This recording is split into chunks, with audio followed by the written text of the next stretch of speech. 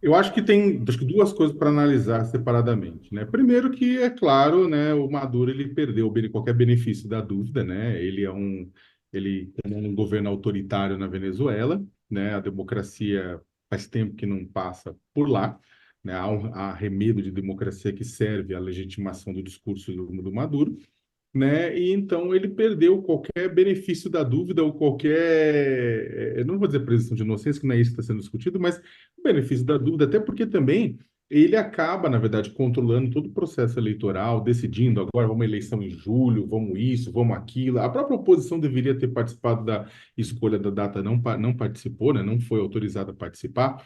Então, ele criou todo um processo institucional que dá a aparência de ser uma coisa democrática, mas não é, né? É uma loucura e passa, na verdade, por decisão do núcleo do governo dele e por ele. E ele acaba tomando decisões, né, que alteram os rumos da eleição ao longo do processo, assim. Então, é um governo autoritário, é um governo que não tem esse benefício de dúvida, e desse ponto de vista, Lula erra enormemente. Lula não deveria ter se pronunciado como ele se pronunciou.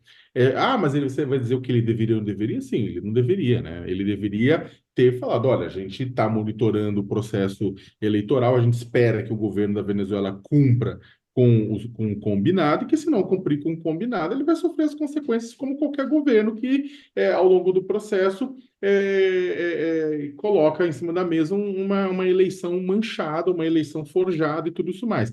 Ele poderia ter dado um recado duro, né? A gente sabe que, por exemplo, que nas conversas do Celso Amorim, o Celso Amorim dá recados duros contra o governo Maduro, que é o que aconteceu na questão com a Guiana de Essequibo, né? Que o Brasil acabou conseguindo botar panos quentes, que inclusive toda essa questão de Essequibo, a Venezuela não ia invadir desde o começo, mas aquilo foi uma grande propaganda eleitoral para o Maduro. O Maduro ganhou vários pontos, né, ao fazer a defesa de um ponto que é defendido por boa parte dos venezuelanos há 2 séculos, né, que é a questão desse equívoco. Então ele usou isso também de uma forma tosca, de uma forma vil, porque você não brinca com o risco de invadir um outro país por questão eleitoral, e é o que o governo autoritário de Maduro fez. Né? Então, o que acontece? O Lula não deveria, né, não só por conta da biografia dele, mas por conta até da possibilidade, da importância do Brasil se manter como uma espécie de guardião ajudar a se manter como uma espécie de guardião, de monitorar a democracia na América do Sul, por ser o país maior e mais influente. O Lula não deve se manifestar dessa forma, inclusive porque aí isso gera críticas, isso gera questionamentos com relação à própria visão de democracia do Lula, né? Acho que a Maria Corina Machado fez bem em se defender. Há uma discussão muito doida, porque é o seguinte, aí entra um segundo ponto que eu acho que não tem que influenciar, mas também só para entender. A oposição, o governo Maduro é um governo ditatorial e autoritário, muitas vezes violento e tudo isso mais. Ponto. O que não significa que isso faz da oposição venezuelana legal. A oposição venezuelana é uma tragédia. É uma tragédia, né? Tem corrupção, tem uma farra. Quem foi lá cobrir, como eu pessoalmente também, viu muita coisa. Ou seja, viu o governo autoritário e ditatorial de um lado e viu uma oposição tosca do outro. O venezuelano básico, gente, ele está emparedado. Esta é a verdade. E esse é o grande problema que se discute, na verdade.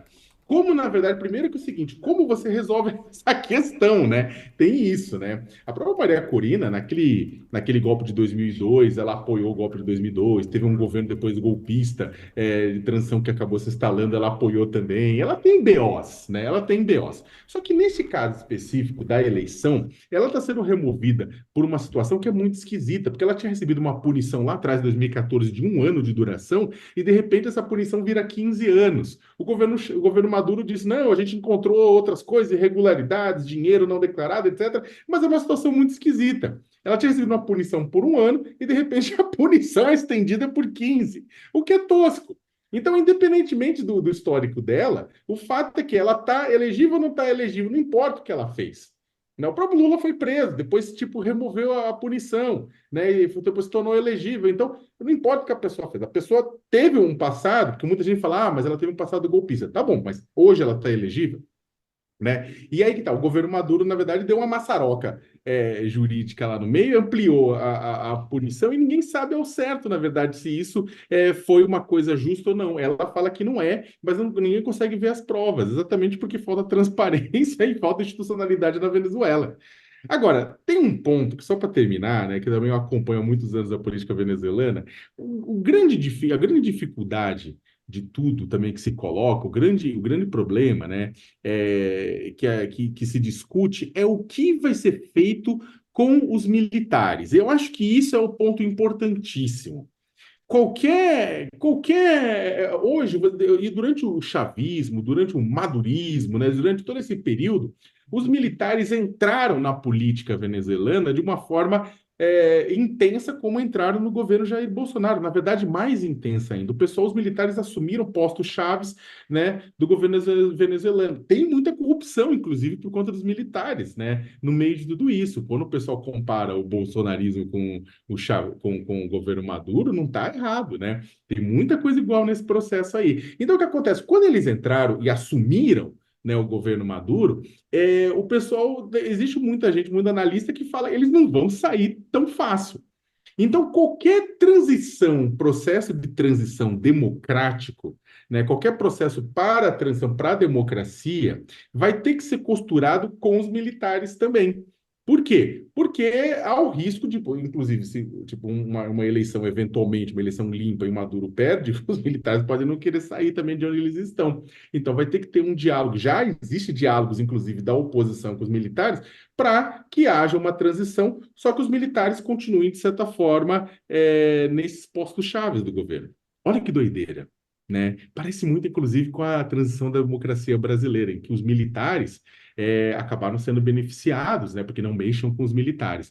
O grande ponto, na verdade, hoje, para a transição democrática, para além das loucuras do governo Maduro, é o que vai acontecer e o que fazer com exatamente essa imbricação dos militares dentro do Estado venezuelano, né, que toca e comanda muita coisa, né? Isso aí, qualquer um que for assumir, se é Maduro continuando no poder ou oposição, vão ter que costurar isso e pedir a bênção dos fardados.